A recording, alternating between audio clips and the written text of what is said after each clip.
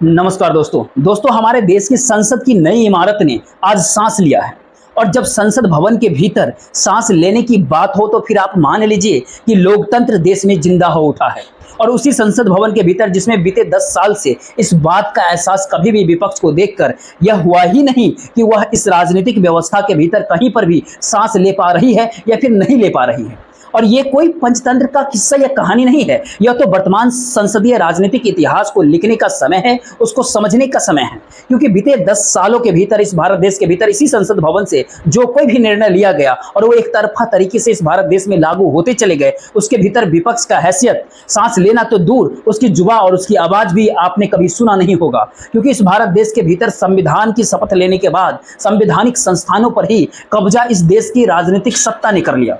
और इस भारत देश के भीतर आम आदमी सड़क पर किस बेबसी के साथ जी रहा है, इसका एहसास नोटबंदी के समय सरकार को हुआ ही नहीं, कोविड के दौर में प्रवासी मजदूर को देखकर हुआ ही नहीं, जीएसटी के दौर में इस भारत देश के छोटे और मझोले व्यापारियों को देख करके कभी हुआ ही नहीं। इस भारत देश के भीतर किसानों के आंदोलन और उनके एक दो नहीं बल्कि ये कहे कि करीब 700 किसानों के शहीद होने की परिस्थिति में भी सरकार ने आह तक नहीं भरी। इस संसद भवन के भीतर 2 मिनट मौन तक नहीं रखा गया। यह इतना ही नहीं, इस भारत देश के भीतर नौजवान युवाओं के रास्ते नौकरी लेकर के कैसे बंद हो गए, लेकिन संसद भवन चलती रही क्योंकि विपक्ष वहां से गायब था। इसी दौर में सेना में शामिल होने वाले अग्निवीरों की परिस्थितियां जो नाजुक होती चली गई, संसद इस पे चुप रही, खामोश रही। और होते होते बात तो इस देश में नीट की परीक्षा तक आ गई। उस समय भी संसद ने सिर्फ अपने गवर्नेंस की ताकत दिखाई और इस बात का एहसास कराया कि हम कार्रवाई कर रहे हैं, लेकिन संसद सांस ले तो फिर कैसे ले। इसीलिए हमने शुरुआत में कहा कि ये कोई कहानी नहीं है। आज राहुल गांधी, यूं कहे ब्रांड राहुल गांधी, 10 साल के कच्चे चिट्ठे को लेकर के जब 90 मिनट में समेटने जब निकले तो उन्हें भी शायद इस बात का एहसास नहीं होगा। जो कह रहे हैं वह इस भारत देश के राजनीतिक परिस्थितियों को पलटने की स्थिति पैदा कर सकती है। क्योंकि भारत देश के भीतर तमाम सारे मुद्दों के आसरे भारतीय जनता पार्टी ने इस दौर में जिस राष्ट्रवाद और जिस हिंदुत्व को परोसा देश को, उसमें सीधा हमला करने की कोशिश इससे पहले कभी किसी ने किया नहीं है। राहुल गांधी ने उस नस को पकड़ लिया और यह पहला मौका आया जब उनके भाषण के बीच में बतौर प्रतिपक्ष का नेता जब वो कह रहा है तो कोई दूसरा व्यक्ति नहीं बल्कि खुद प्रधानमंत्री नरेंद्र मोदी को खड़ा होना पड़ा। और प्रधानमंत्री नरेंद्र मोदी ने कहा और उसमें बिना देर या फिर बिना लाग लपेट के राहुल गांधी ने तुरंत सीधा हमला कर दिया कि वह जिन बातों को कह रहे हैं वह इस भारत देश के हिंदू समाज से नहीं या हिंदुत्व से नहीं, बल्कि उस हिंदुत्व को लेकर के वो कह रहे हैं जो बीजेपी ने यानी भारतीय जनता पार्टी ने जिस पर कब्जा कर लिया है। और भारतीय जनता पार्टी मानती है कि वो जो कहती है वो पूरा देश उसी हिंदुत्व के रास्ते पर है। आरएसएस जो कहती है, खुद भारतीय जनता पार्टी के राजनीतिक और खुद प्रधानमंत्री नरेंद्र मोदी जो कहते हैं वो सब कुछ हिंदुत्व वही है। तो फिर आज ऐसे में संसद भवन के भीतर सांस लेने की और या दिलों की धड़कनों को आज एक बार देख लीजिए, या जिसने भी इसको नहीं देखा वो शायद इस बात को समझ ना पाएगा। ये एक ऐसी परिस्थिति 10 साल के बाद आजादी के तौर पर या फिर धड़कनों को धड़कने की आवाज सुनने की परिस्थिति, या फिर ये कहे कि तेज होती हुई सांसों की आवाज भी इस भारत देश में सुनाई संसद भवन के भीतर से दे रही हो। दरअसल हिंदू शब्द आते ही समूची भारतीय जनता पार्टी जागृत हो जाती है। संसद भवन के भीतर, लोकसभा के भीतर प्रधानमंत्री नरेंद्र मोदी यूं ही जागृत नहीं हुए थे। वो जानते हैं कि आरएसएस से वो निकल करके आए हैं, वो प्रचारक रह चुके हैं संघ के, और आरएसएस के गर्भ से निकले हुए पॉलिटिकल पार्टी के राजनीतिक शुद्धिकरण की स्थिति में हिंदुत्व सब समाया हुआ है। इसीलिए इस देश में राहुल गांधी ने संसद भवन के भीतर जिस आवाज में, जिस बुलंदी के साथ और जिन तस्वीरों के आसरे इस बात का जिक्र करने लगे कि हिंदू धर्म में तो कहीं भी हिंसा है नहीं, और हिंदू धर्म तो कहीं ना कहीं किसी न किसी रूप में अहिंसा के साथ साथ यह भी बताता है कि डरना नहीं चाहिए। और डरना नहीं चाहिए तो इसका यह साफ साफ मतलब नहीं होता कि कोई डराने निकल जाए और उसके बाद कहे कि हम हिंदू हैं। भारतीय जनता पार्टी के क्या यह ऐसी परिस्थिति सियासी तौर पर इस भारत देश के भीतर सत्ता को संभालते हुए सामाजिक ध्रुवीकरण की स्थिति को पैदा कर चुकी हो, और बार बार विपक्ष इसी नाम को लेकर के बात खा जाता है। दरअसल शिव के पोस्टर से लेकर के और कहीं अलग अलग धर्मों का जिक्र करते हुए राहुल गांधी ने उसी नब्ज को आज धर पकड़ा। और जिन बातों को जिस तर्ज पे राहुल गांधी कह रहे थे उसमें सीधा सा मैसेज यही था कि दरअसल भारतीय जनता पार्टी जिस हिंदुत्व का जिक्र करती है या फिर जिस हिंदुत्व को लेकर के वह मान लेती है कि उसने समूचे भारत देश और समाज और तमाम सारे समुदाय का ठेका ले रखा है, ये बिल्कुल गलत है और इस अंदाज को हर किसी को समझना पड़ेगा। तो क्या राहुल गांधी ने भारतीय जनता पार्टी, आरएसएस या फिर प्रधानमंत्री नरेंद्र मोदी के उस आवरण को ही उतार करके रख दिया जिस आवरण के छांव तले जिन राजनीतिक परिस्थितियों का जिक्र करके सत्ता में आई भारतीय जनता पार्टी, खुद नरेंद्र मोदी सियासी तौर पर लगातार इस देश में जिक्र करते रहे, आज खुले तौर पर चुनौती राहुल गांधी ने लोकसभा के भीतर ही दे दिया। क्योंकि वह उन सारी परिस्थितियों को उठा रहे थे कि इस भारत देश के भीतर में कोई भी व्यक्ति अगर सरकार के खिलाफ अगर खड़ा हो जाए या फिर सरकार से सवाल पूछ ले या फिर सरकार की नीतियों को लेकर के सवाल खड़ा कर दे तो उसको बख्शा नहीं जाता है और विरोधियों को तो बिल्कुल ही नहीं बख्शा जाता है। और अपनी बात को कहते कहते राहुल गांधी ने यहां तक कहा कि खुद उनके साथ क्या हुआ। 21 मुकदमे दर्ज कर लिए गए, ईडी ने 55 घंटे तक उनसे पूछताछ किया और उसके बाद उनकी संसद सदस्यता तक छीन ली गई। इसी दौर में उनका सरकारी आवास तक छीना गया और इस भारत देश के भीतर में एक मुख्यमंत्री अभी भी जेल के भीतर है, एक मुख्यमंत्री को छोड़ा जरूर गया है। और इसके साथ ही वो तमाम सारे इस देश में मुद्दे जो नोटबंदी से लेकर के नीट पेपर लीक या नीट स्कैम तक के जो इस देश में लगातार रेंगते रहे, एक एक करके राहुल गांधी ने संसद भवन के भीतर रखना जब शुरू किया तो निशाने पर कोई दूसरा व्यक्ति नहीं था बल्कि निशाने पर भारत देश के प्रधानमंत्री नरेंद्र मोदी ही थे।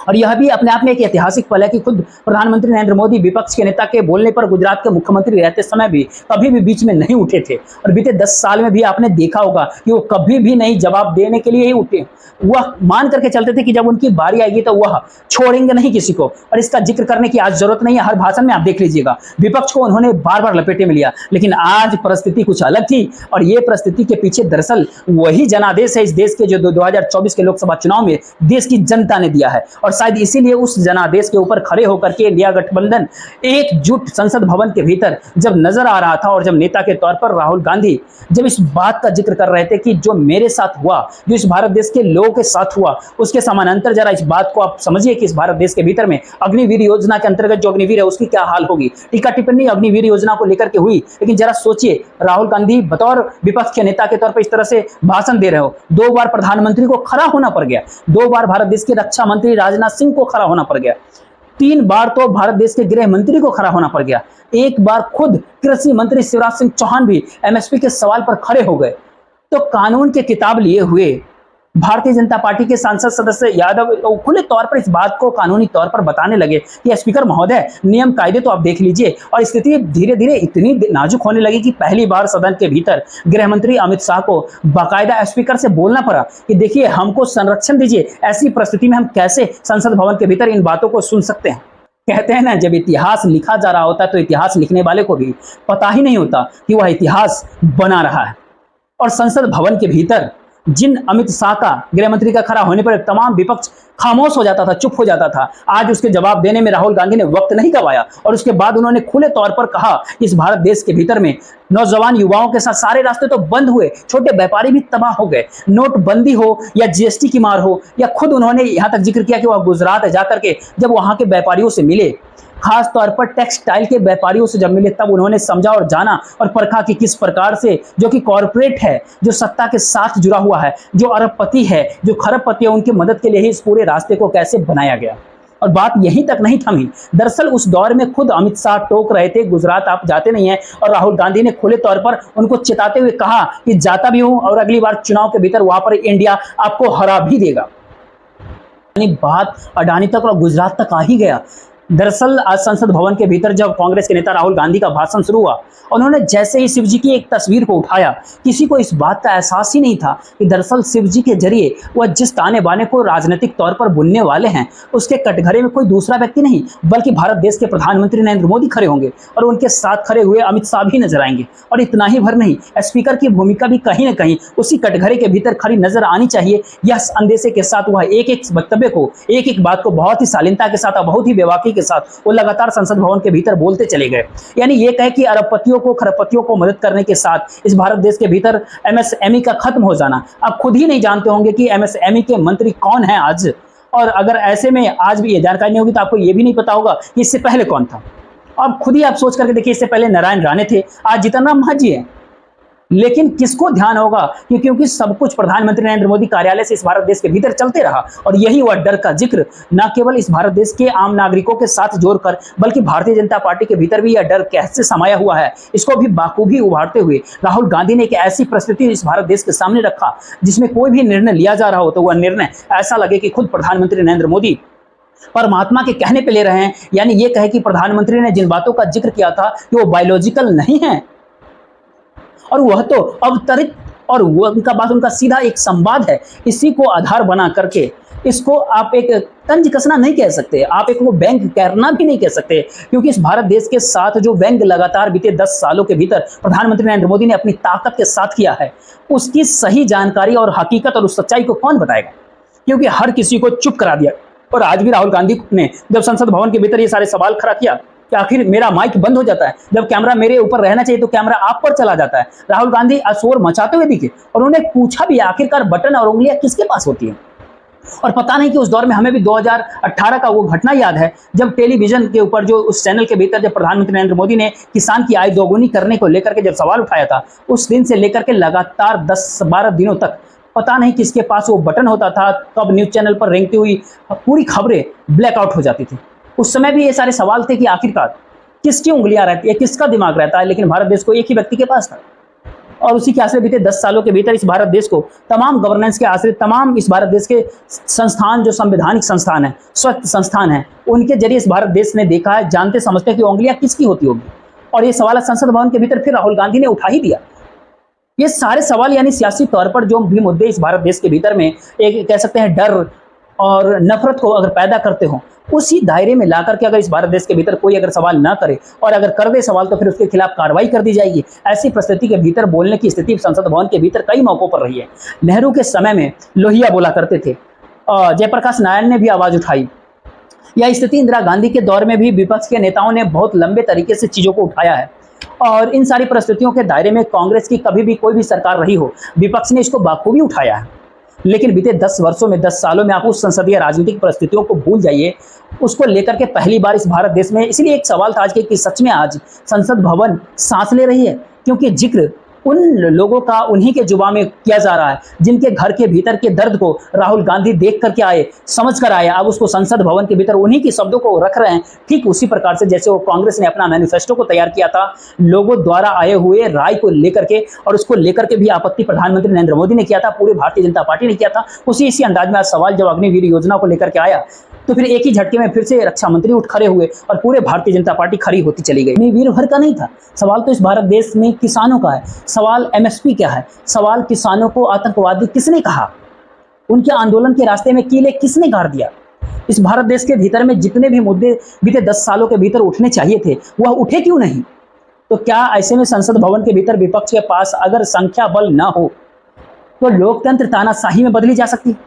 यानी ये सारे सवाल उठा नहीं, लेकिन ये सारे सवाल कहीं ना कहीं आज राहुल गांधी के भाषण के जरिए लगातार ये देखने को मिला, क्योंकि जिन मुद्दों को वह लगातार उठा रहे थे उन सारे मुद्दों के आश्रय बार बार संसद भवन के भीतर सवाल था कि नोटबंदी कोई आज का फैसला तो नहीं है, जीएसटी कोई आज का फैसला तो नहीं है, किसानों को लेकर के जो सरकार फैसले ले रही थी वो कोई आज का फैसला तो नहीं है, अडानी के पास कौड़ियों के मॉल या कॉर्पोरेट के हिस्से में जिस तरीके से इस भारत देश के पीएसयू थमाते चले गए, जो निजीकरण की स्थिति है वह कोई आज की परिस्थिति तो है नहीं। यानी आप ध्यान देंगे तो सरकार द्वारा लिया गया हर निर्णय, हर फैसला अगर आज राहुल गांधी के जुबान के ऊपर रेंग रहा था या उनके भाषण का हिस्सा था और वो अभी भी मौजूद लग रहा था या फिर उसमें समूचा विपक्ष एकजुट होकर के करतल ध्वनि के भीतर शोर मचा रहा था, हाँ ये सच है, तो इसका मतलब है कि बीते 10 सालों से ये संसद भवन चल ही नहीं रहा था।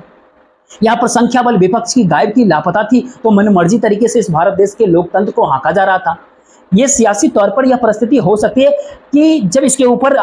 तमाम सारी चीज़ों को जब टटोला देखा तो उसमें एक सवाल होता है कि आखिर भूमि अधिग्रहण को लेकर के इस भारत देश के भीतर जितने भी प्रोजेक्ट चल रहे हैं उन प्रोजेक्ट के सिलसिले में यहाँ के जो किसान हो या एक सामान्य नागरिक हो, उनकी जो जमीन ली गई वो जो भूमि अधिग्रहण के मार्फत जो मुआवजा उनको मिलना चाहिए था उसको दे पाने की स्थिति में मौजूदा सरकार नहीं है। बहुत दूर जाने की बात नहीं है, दिल्ली से सटा हुआ एक ग्रेटर नोएडा का क्षेत्र है, वहाँ पे बन रहा हवाई अड्डा, वहाँ के भी करीब करीब दर्जन भर ऐसे गाँव आज भी आंदोलनरत हैं कि उनको पैसा नहीं मिला जो भूमि अधिग्रहण के तहत उनको मिलना चाहिए था। इस भारत देश के भीतर में करीब करीब 700 योजनाएं ऐसे हैं जो अटकी हुई इसलिए है क्योंकि जमीन जो ले रही है सरकार और उसकी एवज में जो भूमि अधिग्रहण बिल लाया गया था उसको इस दौर में खत्म कर दिया गया।